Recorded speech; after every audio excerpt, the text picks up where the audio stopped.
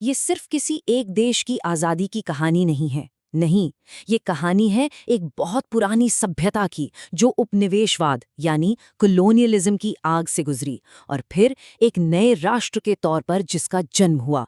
तो चलिए इस असाधारण सफर को समझते हैं। बस ये एक लाइन इस पूरी कहानी का सार बता देती है। ये कहानी है शोषण की, और फिर उसी शोषण के खिलाफ उठ खड़े होने के एक जबरदस्त साहस की। ये कहानी है रेजिलियंस की, यानी हर मुश्किल से उबर जाने की हिम्मत की। यूरोपीय ताकतों के आने से सदियों बल्कि हजारों साल पहले यहाँ एक ऐसी सभ्यता बसती थी जो ज्ञान और समृद्धि में बहुत बहुत आगे थी। और हमारी कहानी की शुरुआत भी वहीं से होती है। जरा सोचकर देखिए, आज से लगभग 4,500 साल पहले जब दुनिया के कई हिस्से शायद अंधेरे में थे, तब यहाँ मोहनजोदाड़ो जैसे शहर थे। इनकी प्लानिंग, इनकी बनावट देखकर आज के मॉडल इंजीनियर्स भी हैरान रह जाते हैं। ये बात उस सोच को पूरी तरह से खारिज करती है कि भारत को सभ्य बनाने के लिए किसी बाहरी ताकत की जरूरत थी। अब कहानी में एक नया मोड़ आता है, यूरोपीय ताकतों का आना। तो चलिए देखते हैं कि कैसे व्यापार करने के इरादे से आई एक company, British east India company, धीरे धीरे करके इस पूरे देश की शासक बन बैठी। देखिए, ये सब कुछ रातों रात नहीं हुआ। इसमें करीब करीब 150 साल लगे। सूरत में एक छोटी सी फैक्ट्री खोलने की इजाजत से लेकर धीरे धीरे कंपनी ने कभी कूटनीति से तो कभी ताकत के जोर पर भारत पर अपनी पकड़ मजबूत कर ली। ये जो फरमान था ना, ये एक गेम चेंजर साबित हुआ। इस एक शाही फरमान ने कंपनी को बंगाल में बिना कोई टैक्स दिए व्यापार करने की खुली छूट दे दी। और बस यहीं से उनकी आर्थिक ताकत इतनी बढ़ गई कि इसने आगे होने वाले टकराव की जमीन तैयार कर दी। प्लासी की लड़ाई के बाद एक नया दौर शुरू हुआ। भारत की दौलत को सिस्टमैटिक तरीके से ब्रिटेन भेजा जाने लगा। इसी को ड्रेन ऑफ वेल्थ या धन की निकासी कहा गया।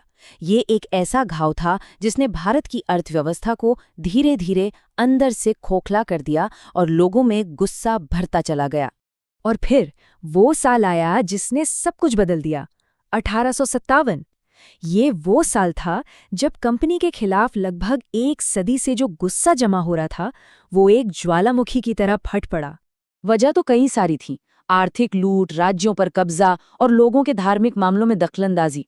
गुस्सा तो पहले से ही था, लेकिन जो आग लगाने वाली चिंगारी थी ना, वो थी वो नए कारतूस जिन पर गाय और सूअर की चर्बी लगी होने की अफवाह थी।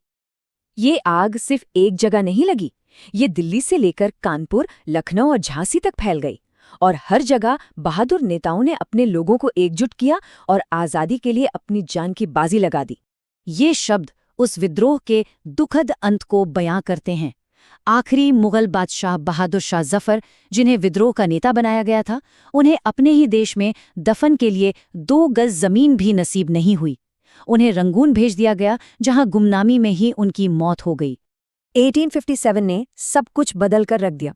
कंपनी का राज खत्म हो गया और भारत अब सीधा ब्रिटिश क्राउन के कंट्रोल में आ गया। लेकिन इसी राख से एक नई सोच ने जन्म लिया, एक राष्ट्र होने की चेतना। इस नई चेतना ने समाज सुधार, सांस्कृतिक गौरव और राजनीतिक संगठन को जन्म दिया। तो अब लड़ाई सिर्फ हथियारों से नहीं, बल्कि विचारों से भी लड़ी जा रही थी। और अब हम बात करते हैं आज़ादी की लड़ाई के आखिरी और शायद सबसे अहम दौर की। ये गांधी का युग था, जब आज़ादी का संघर्ष कुछ लोगों का नहीं, बल्कि पूरे देश का आंदोलन बन गया। गांधी जी अपने साथ एक नया हथियार लेकर आए, सत्याग्रह, यानी सच और अहिंसा की ताकत। चंपारण, खेड़ा और अहमदाबाद में उन्होंने दिखाया कि बिना हथियार उठाए भी जुल्म के खिलाफ लड़ाई जीती जा सकती है। उसी वक्त आज़ादी की मंजिल तक पहुंचने के 2 अलग-अलग रास्ते सामने आए। एक था गांधी जी का अहिंसा का मार्ग और दूसरा था सुभाष चंद्र बोस का सशस्त्र संघर्ष का रास्ता। दोनों का लक्ष्य एक ही था, भारत की आज़ादी, लेकिन तरीके अलग-अलग थे। साल था 1942 और गांधी जी ने एक नारा दिया जो इतिहास बन गया, करो या मरो। भारत छोड़ो आंदोलन आज़ादी के लिए आखिरी और सबसे बड़ा राष्ट्रव्यापी संघर्ष था। अब पीछे हटने का कोई सवाल ही नहीं था, डू और डाई वाली स्थिति थी। और फिर आखिरकार वो सुबह आ ही गई जिसका सदियों से इंतजार था। लेकिन आज़ादी के इस सुबह पर बंटवारे का एक गहरा और दर्दनाक साया था।